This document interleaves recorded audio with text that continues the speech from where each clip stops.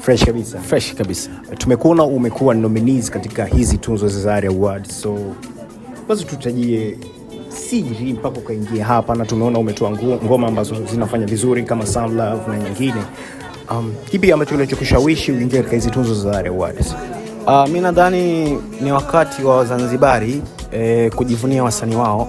Kwa hiyo cha kwanza kabisa kilichonishawishi ni kutaka kuwafanya Wazanzibari wa feel proud kupitia wasanii wao, na nikiwa kama mwanamuziki wa kizazi kipya inanipasa kufanya mingi makubwa na mazuri kwa ajili ya Wazanzibari. Kwa hiyo ndio dhamira kuu iliyonishawishi mimi kuwania tuzo hizi.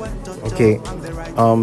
Mashabiki zako wamekuona ukiwa uko na style moja tu ya muziki. Je, uko na style nyingine za muziki ambazo mashabiki zako watarajia kupokea hizo style nyingine ya midundo mingine?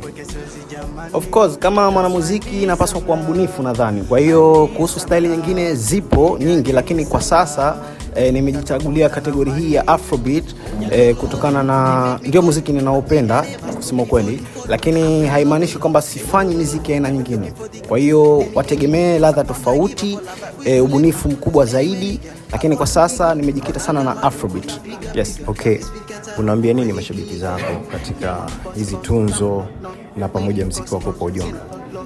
Kwanza mimi niwaambie tu asante, alafu cha pili nawapenda sana kwa sababu hakuna mimi bila wao. Kwa hiyo niwaombe tu waendelee kunisupport, wa show love.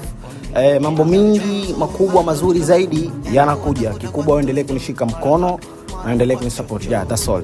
Nashukuru sana. Asante.